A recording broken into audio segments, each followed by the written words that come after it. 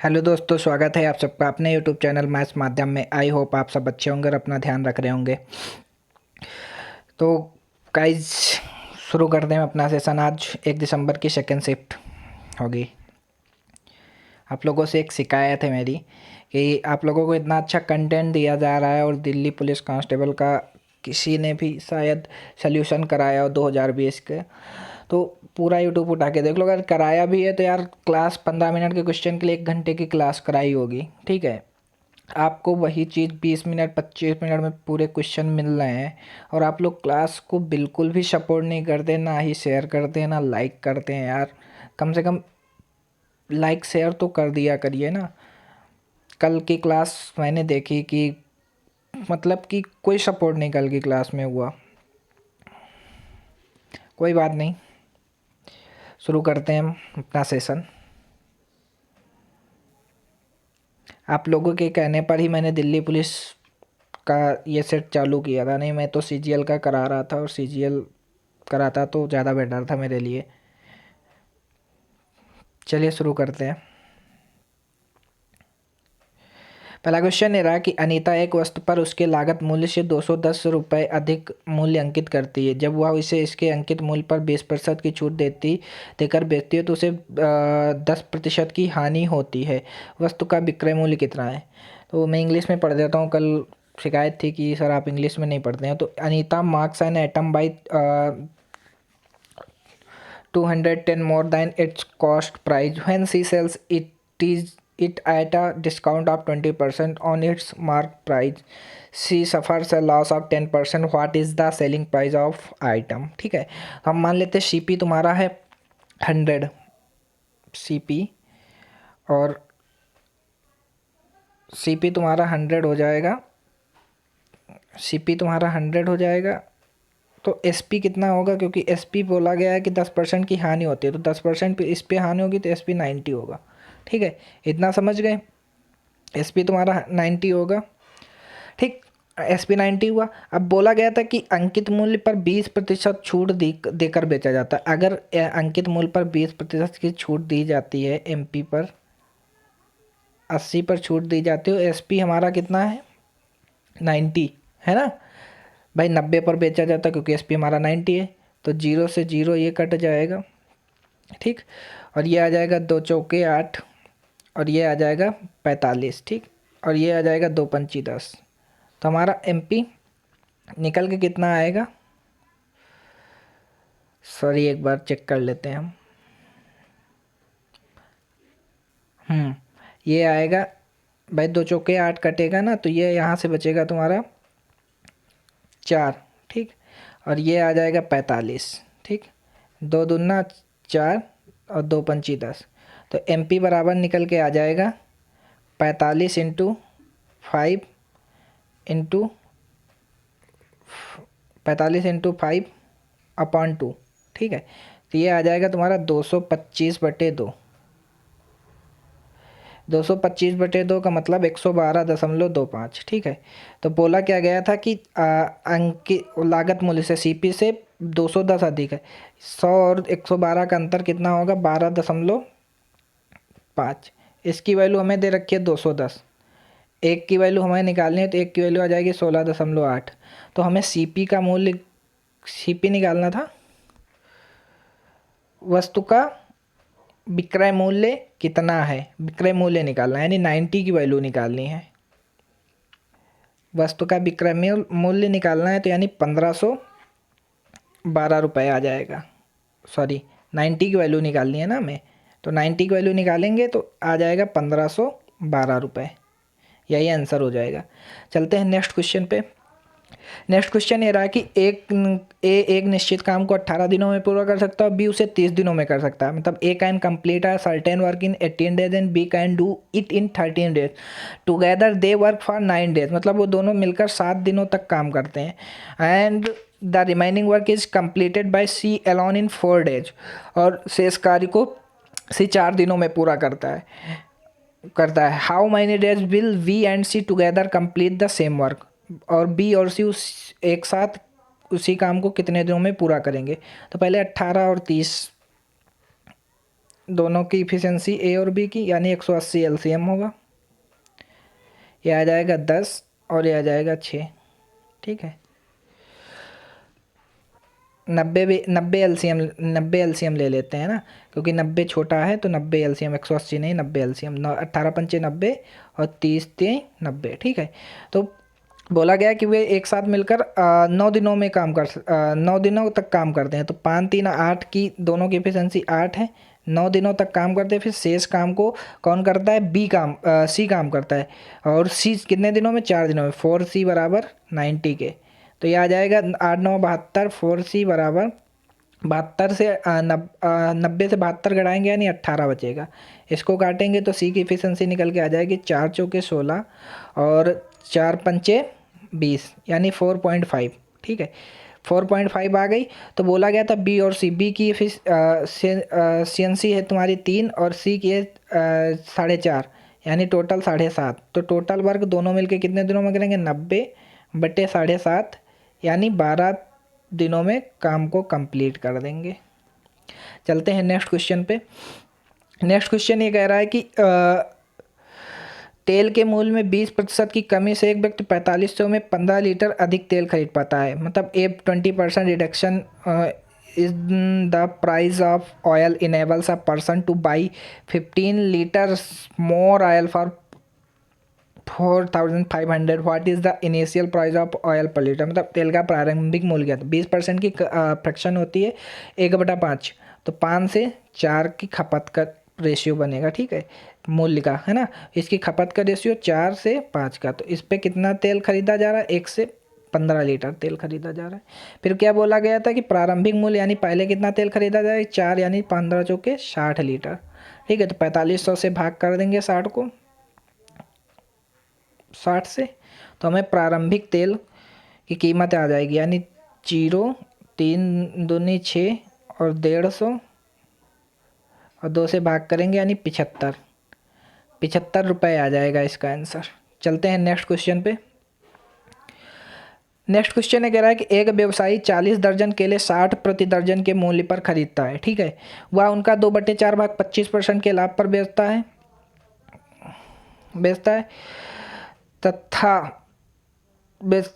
तब तक 2 दर्जन केले सड़ जाते हैं। बचे हुए केलों को वह 5% की हानि पर बेचता है। पूरे सौदे में उसका लाभ होता है। मतलब a businessman buys 14 dozen bananas at the price of 60 per dozen. He sells 2/4 of them at a profit of 25%। By then 2 dozen bananas rot, मतलब 2 दर्जन बनाना सड़ गए। He sells the remaining bananas at lots of at a loss of 5%। What is profit percentage in the whole transaction? ठीक है, तो पूरे सौदे पर उसको कितने? तो 40 दर्जन केले हैं। ठीक है, 60 रुपये प्रति दर्जन मूल्य पर खरीदता है, तो यानी टोटल कितना सीपी हो जाएगा? 2400। ठीक, इतना समझ गए।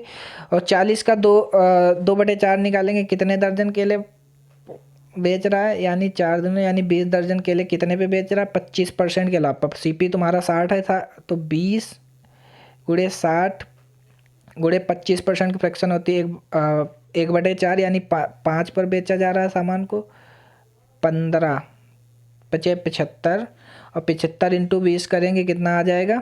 75 इंटू 20 करेंगे आ जाएगा तुम्हारा 1500 पर बेचे जा रहे हैं। फिर क्या बोला गया है कि 2 दर्जन केले सड़ जाते हैं, यानी 2 दर्जन केले सड़ गए, तो 2 दर्जन केले सड़ गए तो 40 में से 22 घटा देंगे, तो यानी 18 दर्जन केले बचे।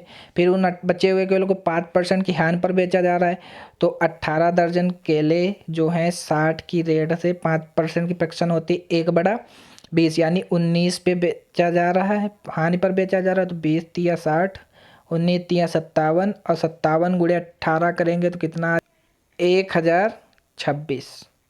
ठीक, इतना आ गया। ये इतना बेचा गया और इतने पे बेचेगा, टोटल एसपी कितना हो जाएगा? 1500 प्लस 1026 हो जाएगा 2526। ठीक, और तुम्हारा सीपी कितना था? 2400। तो हानि लाभ कितने का हुआ? 126 का। ठीक, 126 का लाभ होगा 2400 पर अपॉन 100। ये काटेंगे, ये आ जाएगा तुम्हारा 5.25% का प्रॉफिट आ जाएगा। ऑप्शन नंबर इसका, इसके कोई भी ऑप्शन सही नहीं है, ठीक है। 5.25% का प्रॉफिट आएगा। चलते हैं नेक्स्ट क्वेश्चन पे। नेक्स्ट क्वेश्चन ये रहा कि एक व्यक्ति एक निश्चित स्थान तक पैदल चलकर जाने तथा गाड़ी द्वारा वापस आने में कुल 5 घंटे 45 मिनट का समय लेता है। देखो, जब वो पैदल जाता है और गाड़ी से जाता है, ठीक है, वो वॉक करते जाता है और प्लस बाइक से जाता है, ठीक है, तो कितना समय लेता है? 5 आवर प्लस 45 मिनट, ठीक। फिर क्या बोला गया था कि यदि वो दोनों दिशाओं में समान चाल से पैदल चले, अगर वॉक प्लस वॉक चले तो 2 घंटे अधिक समय लगता है, यानी 7 आवर प्लस 45 मिनट लगेंगे, ठीक। अब क्या बोला गया कि एक व्यक्ति दोनों दिशाओं में गाड़ी द्वारा यात्रा करे तो उसे समय लगेगा, ठीक है। हम इसमें एक ट्रिक होती है, ट्रिक ये होती है कि जो अलग अलग दिशाओं में चाल चलते हैं ना, जैसे वॉक और प्लस अलग अलग उससे साधन से, वॉक और बाइक से चल रहे हैं, तो इसका इस समय का दोगुना कर देंगे, 5 आवर प्लस 45 का दोगुना, माइनस जो दोनों तरफ से दोनों तरफ से चली गई हो साधन से ना, तो उसको कर देंगे बस एक तरफ दोनों तरफ से चाल चलने वाली निकल आएगी गाड़ी द्वारा, है ना, तो 45 मिनट, ठीक है। तो ये हो जाएगा तुम्हारा 10 hour plus 90 minute minus 7 hour plus 45 minute, घटा देंगे इसको तो निकल के आ जाएगा 3 आवर प्लस 45 मिनट, यानी ऑप्शन नंबर सी सही हो जाएगा। चलते हैं नेक्स्ट क्वेश्चन पे। नेक्स्ट क्वेश्चन है कह रहा है कि 12,000 रुपये की राशि अर्धवार्षिक चक्रवृद्धि ब्याज की एक निश्चित दर पर 1.5 वर्षों में 20,736 रुपये हो जाते हैं। चक्रवृद्धि ब्याज पर 2 वर्ष में उसी राशि पर चक्रवृद्धि ब्याज क्या होगा यदि ब्याज वार्षिक है? तो 12,000 रुपये की राशि है भाई, 1.5 वर्ष है, तो 1.5 वर्ष का मतलब होगा 3 छमाही यानी 3 बार। तो हम क्या करेंगे, इसका क्यूब रूट निकालेंगे, 12,000 क्यूब रूट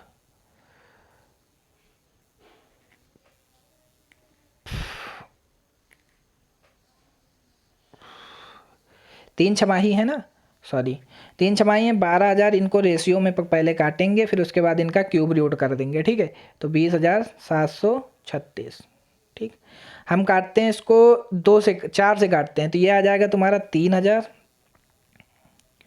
और इसको काटेंगे 4 पंचे 20, 4 एकम 4, और हाथ लगे 3, 4 अट्ठे 32, और 4 चौके 16, ठीक है, इतना आ गया। इसको हम फिर से 3 से काटते हैं, 3 से काटेंगे तो ये आ जाएगा 1,000, ये आ जाएगा 3 एकम 3, बचे 2, 3 सत्ते 21, 3 दूनी 6 और 3 अट्ठे 24। अब इन इसका क्यूब रूट कर देंगे क्योंकि 3 छमाही हैं, तो ये आ जाएगा 10/12, क्योंकि क्यूब रूट 12 का क्यूब होता है तुम्हारा 1728 और 10 का क्यूब होता है 1,000। तो हम यहाँ से रेट ऑफ इंटरेस्ट कितना बढ़ा, 2 बढ़ा, 10 पे बढ़ा, रेट ऑफ इंटरेस्ट निकाल लेंगे 10,100, यानी तुम्हारी रेट निकल के आ गई 20% छमाही, ठीक है। तो 20% छमाही निकल के आए तो वार्षिक करने के लिए 2 से गुणा कर देंगे, 20 गुणे 2 बराबर 40%, ये तुम्हारी वार्षिक आ जाएगी, ठीक। इतना समझ गए, 40% वार्षिक आई। तो क्वेश्चन में क्या बोला गया था कि 2 वर्ष में उसी राशि पर चक्रवृद्धि ब्याज रुपए में क्या होगा, ठीक। तो हम 2 वर्ष में 40% की रेट से चक्रवृद्धि ब्याज निकाल देंगे, तो रेट ऑफ इंटरेस्ट निकाल लेते हैं 40 प्लस 40 2 वर्ष के लिए, प्लस 40 गुणे 40 अपॉन 100, ठीक है। तो 00 से 00 ये कट जाएगा, 40 40 80 हो जाएगा, और 80 और 4 चौके 16 यानी 96%, ठीक है। तो हम 12,000 का 96,000% निकाल देंगे अपॉन 100, ठीक। 00 से 00 ये कट जाएगा, और 1200 गुणे 96 करेंगे, 1200 गुणे कह रहे हैं, 120 गुणे 96 करेंगे तो 11,520 आ जाएगा, यही आंसर हो जाएगा। ऑप्शन नंबर डी सही हो जाएगा इसका। चलते हैं नेक्स्ट क्वेश्चन पे। नेक्स्ट क्वेश्चन हमारा ये कह रहा है कि 17 संख्याओं का औसत 15 है, ठीक है। 17 संख्याओं का औसत 15 है यदि पहली 9 संख्याओं फिर का औसत 14 है, मतलब the average of 17 numbers is 15, if the average of the first 9 number is 14 and the average of the last 9 number is 16, then the middle number is. तो मध्य नंबर बताना है। अंतिम 9 नंबर का कितना है, उसका 16 है, ठीक है। तो मध्य का नंबर हमें बताना है भाई। टोटल तुम्हारे पास 17 ही अंक हैं, तो यहाँ पे एक नंबर ज़्यादा होगा, ठीक है। तो 17 का औसत कितना दे रखा है, 15, ठीक। इतना समझ गए। पहली 9 संख्याओं का औसत 14 है, 14 15 से कितना कम, एक कम है, यानी -1 -1। और फिर ये क्या बोला गया कि अंतिम 9 संख्याओं का मतलब लास्ट के 9 नंबर का कितना है, 16, तो ये कितना ज़्यादा है, +1, तो इसकी मल्टीप्लाई 9 से कर देंगे, +1। इन दोनों का अंतर करेंगे, हमारा 0 आ जाएगा। तो 15 प्लस 0 एक नंबर का निकालना है, और वो एक नंबर निकालनी है, तो 0 जोड़ देंगे 15 में, तो 0 15 ही आएगा। तो यानी मिडिल नंबर जो होगा वो 15 ही होगा। चलते हैं नेक्स्ट क्वेश्चन पे। नेक्स्ट क्वेश्चन ये कह रहा है कि अवरोही क्रम में परिमेय संख्याओं -7/10 -5/8 -2/3 की व्यवस्था है, मतलब the arrangement of rational numbers -7/10 -5/8 -2/3 in descending order is. तो इस क्वेश्चन को मैं होमवर्क में देता हूँ, इसको कमेंट बॉक्स में ज़रूर बताइएगा आप लोग। चलते हैं नेक्स्ट क्वेश्चन पे।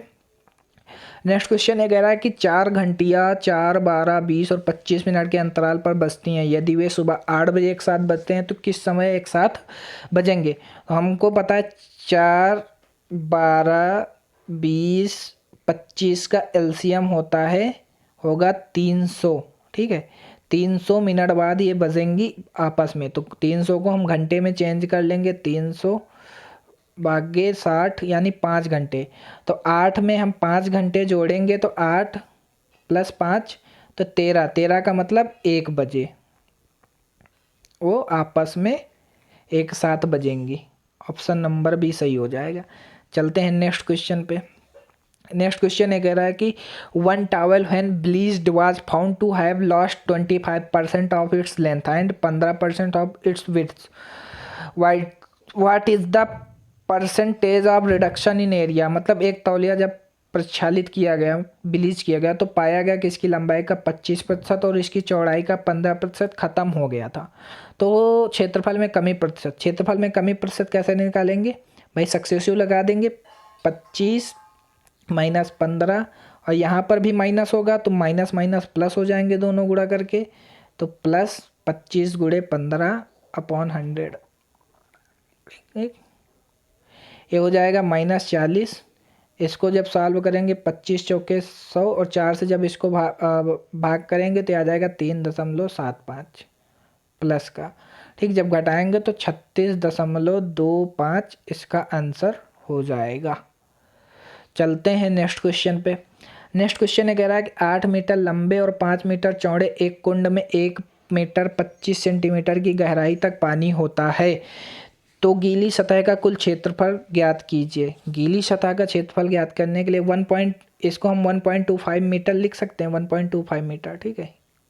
इसको तो गीली सतह का क्षेत्रफल ज्ञात करने के लिए चारों ओर का क्षेत्रफल यानी 2 × L + B यानी 8 मीटर लंबे + B × H × 1.25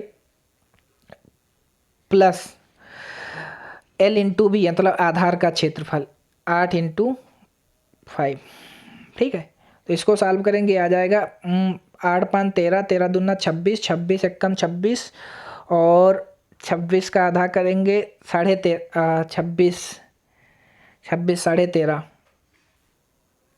26 का आधा करेंगे 13.5 और 13.5 का आधा करेंगे 6.5 समथिंग, है ना, 0.5 2.5 निकालेंगे, तो ये आ जाएगा तुम्हारा 32.5 + 8 × 5 = 40, ये हो जाएगा तुम्हारा 72.5। यही हो जाएगा गीली सतह का क्षेत्रफल, ठीक है।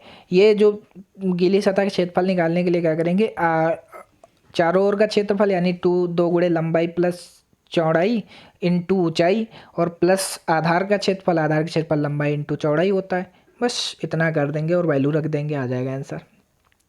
चलते हैं नेक्स्ट। एक त्रिभुज की भुजाएं 1:1 1/2 अनुपात 1/3 अनुपात 1/5। The sides of a triangle are in the ratio 1/2 ratio 1/3 ratio 1/5। If the perimeter of a triangle is 186 centimetre then the length of the largest side. यदि त्रिभुज का परिमाप 186 सेंटीमीटर है तो सबसे बड़ी भुजा की लंबाई क्या है। हम इसको रेशियो में लिखेंगे 1/2 1/3 और 1/5। इन इसको रेशियो कभी अपॉन में नहीं होता, इसको काट हटाने के लिए हम किससे इन दोनों का एलसीएम ले लेंगे इन सब का। तो 5 3 15 दूना 30 30 एलसीएम होगा तो 15 2 से काटेंगे 15 ऊपर आ जाएगा 15 रेशियो 10 रेशियो 6। ठीक है, तो 15 त्रिभुज का जो परिमाप होता है वो होता है तीनों भुजाओं के 15 10 25 25 6 31 31 की वैल्यू हमको दे रखी है 186। ठीक है, एक की वैल्यू हमारी निकल के आ जाएगी 6 कम 6 6 18 मतलब 6 यूनिट। हमसे बोला गया था सबसे बड़ी भुजा लंबाई यानी 15 थी, तो 15 की यूनिट की वैल्यू हमको पूछी गई थी, तो 15 छक्का 90 मीटर सबसे बड़ी भुजा निकल के आ जाएगी। तो गाइस सेशन कैसा लगा कमेंट करके ज़रूर बताइएगा और क्लास को ज़रूर शेयर करिएगा, क्योंकि कल पूरी तरीके से आप लोगों ने शेयर करना ही बंद कर दिया। तो मिलते हैं कल नए जोश और जुनून के साथ। Bye bye, thank you so much, I love you and bye bye, take care.